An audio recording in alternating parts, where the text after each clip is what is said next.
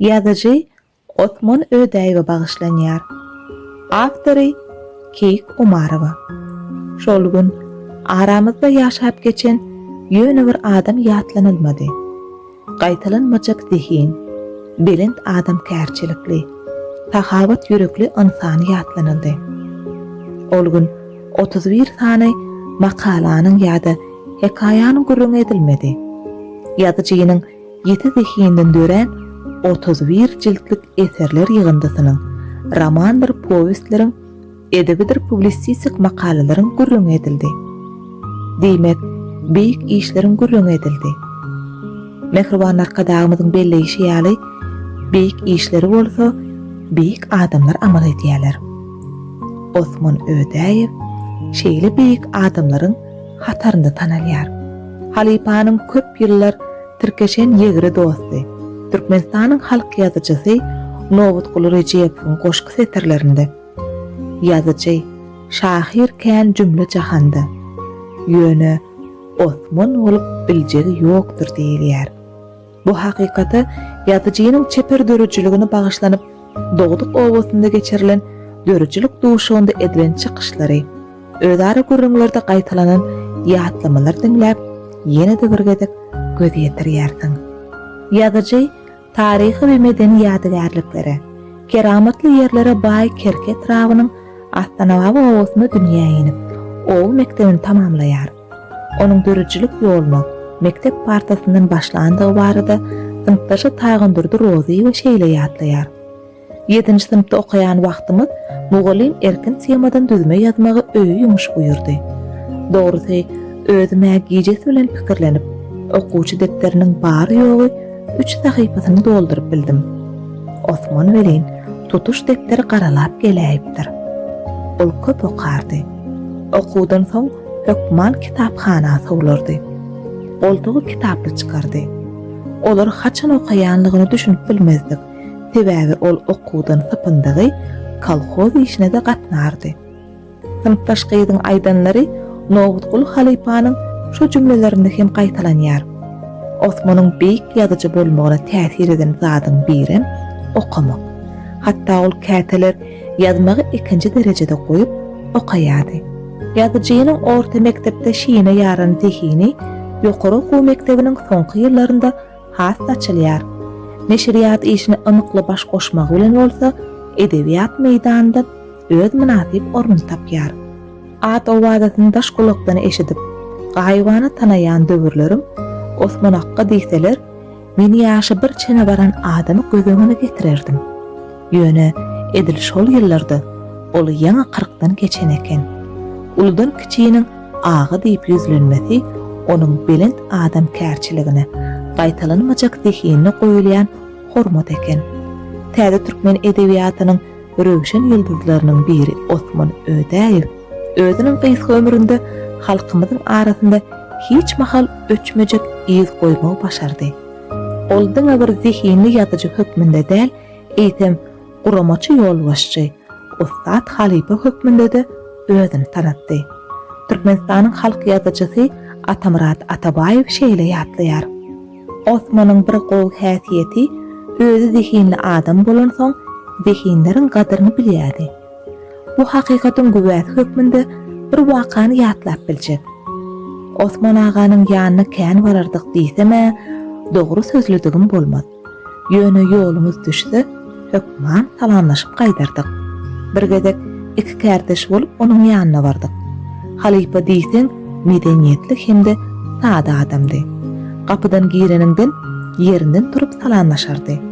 Ol gedegim Halypa bizi mülakatly garşy aldy. Hal ahwal soraşlan soň dörüjüligimiz bilen gyzyklandy. Soňra men size bir zat aýdaýyn. Siz biri-biriňiz hakda oçurk ýazan. Men garagymda çap edeýin diýdi. Garaşylmadyk teklibe özüme bir hiýlik boldum. Oçurklyk iş edilen däldirle Osman hakka diýdim. Ol şonda o näme üçin? Näçe ýyl bäri işläp ýörsiňiz, okyjylar sizi tanaýar. Ýazýan makalalaryňyzda, hekaýalaryňyzda, oçurklaryňyzda göwnüm ýetýär. Onsoňam size mende Halypalygy ýetişdiňiz ahwetin diýdi de güldi. Dogrusy Halipanyň bu sözlerini monça boldum. Ýazyjynyň eserlerini ýeken agdap geçmeň hajaty ýok. Çünki okuýjylar Halipanyň ýete galamyndan dören eserleriniň köpüsi bilen tanyş bolsalar gerek. Diňe bir Altynjan gatyna atly ajaýyp taryhy eser hakynda da näçe gürrüň etseň edi bermeli. Onda şöhratly taryhymyz inçilik bilen beýan edilýär. Onu türkmen Zenanyň ajaýyp nusgalyk keşifi bar. Zenan keşifi bardy gürrüň açylanda ýazyjynyň hormatyna geçirilen meden çärede edilen çykyşlaryň her birinde Osman aganyň ýan höwri Oguldurdy gelinejäniň adynyň agdalandygyny buýsunç bilen belläsim gelýär. Çünki ýazyjynyň ýazyjy bolmagynda bu Zenanyň münasip paýy bar. Bir jümle üns bereliň. Ýazyjynyň aýaly bolmak aňsat däl. Öýde onuň islegine görä hereket etmeli. Käte düýplerak bir eseriň üstünde oturan bolsa, çağılary alyp biriniň mehmançylyga giden gedeklerim hem az bolmandy. Ýazyjynyň ýanyp ýatan eserleriniň her biriniň düýplüdigini nazara alsak, Oguldurdy gelineje ýazyjy bilen ýaşan döwründe mydama mehmançylykda geden ýaly. Osman gaty köp işleýärdi. Özüm hiç mahal ýadydym diýmezdi. Köplenç uzakly gün ýerinden galman ýazardy. Gejelerini çerim etmän çykýan gedekleri az bolmaýardy. Käte oňa nefsim agyryp, özüňizi beýle agyram salman arasynda biraz dynç alaýyn diýsem, wah Oguldurdy, men işlän wagtym dynç alýan. Ýazýan wagtymdaky alýan dynçymy, lezzetimi hiç bir zat bilen çalyşyp bilmen diýerdi diýip Oguldurdy gelineje ýatlaýar. Biz öz medeniýetimizi we sunugutymyzy östirmäge goşant goşýan adamlarymyza gowanmany haklydyr diýen mehriban arkadagymyz Osman Ödaýewiň nusgalyk iş tejribesini, geçmiş taryhymyzyň şöhratly ýollaryny, bagtyarlyk döwrümizin eşretli günlerini batp edip, döwrüden köp sanly eserlerini nazarda tutup, ýazyjynyň bir näçe döwlet sylaglary, şaher paýlary bilen sylaglady. Türkmenistanyň hormatly ýyly ýaşursy diýen hormatly ady eýi etdi. Kerki etrap medeniýet merkezinde ýazyjynyň hatyrasyny geçirilen döreçilik duşugyna gatnaşan ýurdumyzyň tanymal ýazyjy şahyrlary, jurnalistleri, çeper söze hormat goýan hormatly prezidentimize çäksiz hoşallyklaryny beýan etdiler.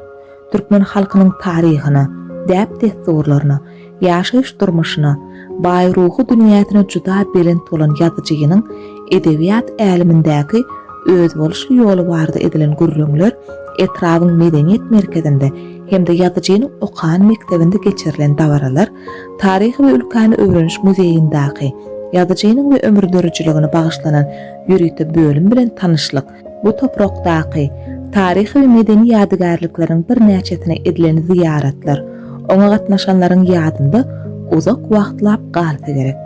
Aýratynda etrabyň 29-njy orta mektebiniň Aýdymsat mugallymy Sähragül Babaýewanyň ýazyjynyň iň soňky atly hekaýaty esasynda taýýarlanan sahna oýuny şol mektebiň okuwçylary tarapyndan ören täsirli ýerine ýetirildi. Ýoly düşenimizde döreden gahrmanlary we belet adamkärçilik sypatlary bilen okuwçylaryň ýürek töründen baky orun alan ýazyjynyň ýene-de bir ajaýyp häsiýetiniň, rahmet söýerliginiň, bagwanlygynyň üstünden bardyk. Oguldurdy gelinejäniň Osmanyň bagyny görmän gidiberjekmi diýen teklibini ýergedeklik bilen goşuldyk. 20 hektary goloý meýdany ekilen miweli agaçlaryň aňartyna bärsine gözi ýeterli däl. May aýynyň aýaklap barýan günler bolan soň, ýaňy hal atanyň madaly düşen erikler düzüm bolup özüni güjeňleýän misaly. Osman aganyň eken baglaryny synlap, onuň hasylyndan dadyp, çeper söz ustadynyň diňe bir ajaýyp eserleri bilen däl, eýsem östirip ýetişdiren miweli baglary bilen de halkyň ýüreginde baky orun alandygy barada buýsunçly duýgular kalbymyza doldy.